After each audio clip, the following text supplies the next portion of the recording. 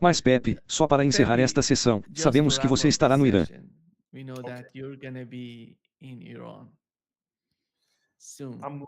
Em breve. O que você vai fazer no Irã e eu e assim? Com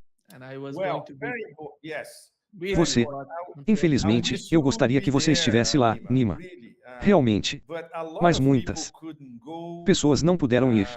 Não é o seu caso, claro, mas os americanos. Eu estive em contato com alguns deles, o prefeito Shimemer, o juiz Jeffrey Sachs, e, obviamente eles têm alguns compromissos e alguns disseram, veja, no momento, para nós é muito perigoso ir para a Europa. É um momento muito complicado. É verdade. Mas tenho uma lista de coisas que quero fazer, das quais quero ouvir especialmente diplomatas e acadêmicos do mais alto nível. Tenho muitas perguntas. Vamos para a Universidade de Teherã. Então eu quero ouvir os estudantes da universidade, eles geralmente fazem perguntas excelentes. E eu quero viajar. Acho que ir para Com e voltar para Isfahan seria bom, mas eu quero ir para o porto de Chabahar porque eu gostaria de fazer uma matéria sobre o Tribunal Internacional de Transporte Norte-Sul e também ir para o Cáspio. Acho que seria possível Chabahar depois do que aconteceu em Bandar Abbas, que seria complicado. Então espero que em 2 semanas eu possa ter uma visão muito melhor da situação interna no Irã e, claro, de todos aqueles dossiês muito complicados na arena internacional em que eles estão envolvidos ao mesmo tempo, e quero saber mais sobre a posição deles dentro do SEO, das parcerias estratégicas com a Rússia e a China. Então é uma lista. São muitas tarefas, sabe, mas, se essa viagem for bem sucedida, será essencial entender como o Irã está posicionado praticamente na encruzilhada do grande tabuleiro de xadrez no momento e, claro, as possibilidades futuras e, claro, alguns detalhes importantes. Por exemplo, entre nós e nosso público, não estou convencido de que o que aconteceu em Bandar Abbas foi um acidente devido a negligência. Não estou nada convencido. E eu já acho que alguns membros do Majlis estão pensando a mesma coisa.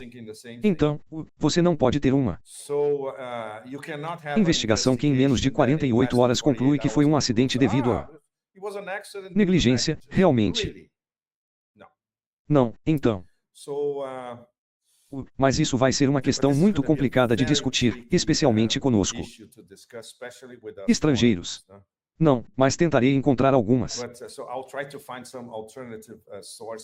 fontes alternativas e ouvir como eles ponderam a situação.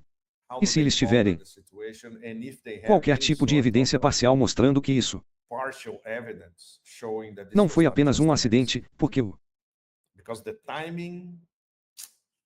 momento e um ataque a uma parte como essa é um ataque ao Centro de Transporte Internacional Norte-Sul, e se olharmos para os atores que não querem que o corredor seja um sucesso, podemos estar no caminho certo. Certo? A mesma coisa. O que aconteceu na Caxemira? Quem lucra ao colocar a Índia contra o Paquistão? Pergunta muito fácil, certo? E sabemos que eles já tentaram isso antes e continuarão tentando novamente. E no quadro geral, é o que descreve como a guerra contra os tijolos. A guerra contra os tijolos começou.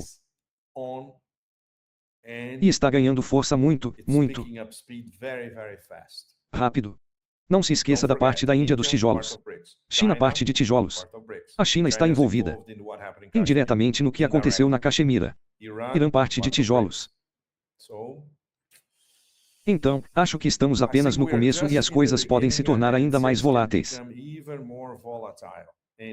Incendiárias, sabe? E ontem conversei com o Geohead. Vá em frente. Vá em frente. Não, vá em frente. Vá em frente. Nima. Sim. Ontem conversei com Scott Ryder e Coolers. Ambos sugeriram que Israel pode estar por trás do que aconteceu no Irã. E concordo com eles. Mesmo sem provas, eu diria que essa é uma linha para uma investigação séria. Sem dúvida. Sem pré-condições, sem conclusões prévias. Mas sim, isso deve ser investigado minuciosamente, especialmente o momento certo. Sim? O momento e a conexão com o Tribunal de Transportes. O que do ponto de vista dos Estados Unidos e de Israel é um desastre porque esse corredor é a alternativa à Suíça e envolve tijolos de lua. Isso significa que todos na Eurásia vão querer fazer parte disso. Se eles descobrirem algo relacionado a Israel durante o processo de investigação. Eu me pergunto se Donald Trump consideraria isso como se Israel estivesse agindo de alguma forma contra a sua política com o Irã. Você acha que esse seria o caso de Donald Trump? Ou ele sabe o quão importante você mencionou as bandas e o quão importante isso é para o corredor norte-sul? Sim? Ele quer escolher essa política de confronto e esses atos terroristas ou quer apoiar algum tipo de diálogo, como está tentando fazer com a Rússia e o Irã. Não conhecemos.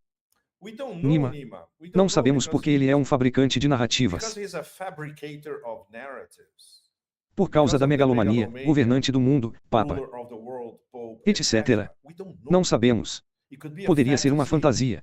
Ele pode querer dizer o que diz, ou talvez não queira dizer o que diz. Ele pode estar apenas brincando. Na minha última coluna, encontrei um ensaio chinês absolutamente brilhante, introduzindo Trump em todo o universo de Alice no País das Maravilhas. E basicamente, o ensaio argumentava que Trump é todos aqueles personagens de Alice no País das Maravilhas. Ele é o gato Cheshire. Ele é o chapeleiro maluco. Ele é a rainha de copas. Ele é o coelho branco e eu adorei, especialmente porque ele vem de um intelectual chinês. Então isso por si só já é brilhante. Um intelectual chinês que lê Lewis Carroll, entende tudo e o reinterpreta de uma forma pós-moderna. Eu realmente adoro isso. Então, num minuto Trump é Humpty Dumpty e no minuto seguinte ele é como a rainha de copas. Cortem suas cabeças e isso se aplica a todos porque ele é o governante do mundo. Então ele é como um personagem fictício que se apresenta como o governante do mundo, personificando vários personagens e mudando o significado e a narrativa o tempo todo. Por exemplo, Lewis Carroll, podemos dizer que Lewis Carroll já começou o pós-modernismo com Alice no País das Maravilhas, quando ele diz que o significado de um mundo é esse significado porque eu digo isso e esse é Donald Trump, esse é o retrato de Donald Trump, se ele diz que eu sou eu serei a enquete, é isso. Porque eu quero ser, se eu disser que sou o governante do mundo, é porque eu sou. Então, se estamos falando em termos de diplomacia racional, decisões geopolíticas, etc., como podemos confiar em um personagem como esse que quer ser todos os personagens ao mesmo tempo? E é isso que eu acho que o nosso amigo chinês capturou brilhantemente aqui. Então, é aí que estamos. Se pudéssemos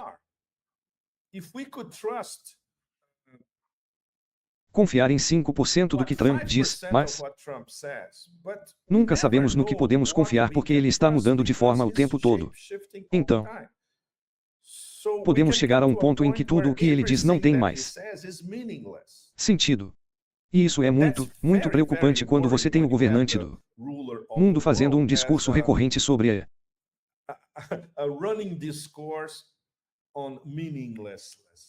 Falta de sentido. É muito, muito perigoso. É muito, muito perigoso. Eu diria que este é o ápice do pós-modernismo. Temos um governante político que levou o pós-modernismo às galáxias. Sim. A propósito, vai ser muito difícil para os líderes da Rússia, China e Irã lidar com isso porque eles não sabem por que são racionais, Nima. Você sabe, a liderança no Irã, na Rússia, na China, é muito, muito racional. Eles são precisos. Eles não, você sabe, eles não abrem a boca para dizer o que quer que lhes venha à mente. Não, eles medem suas intervenções. Eles nunca anunciam coisas que farão ou não serão capazes de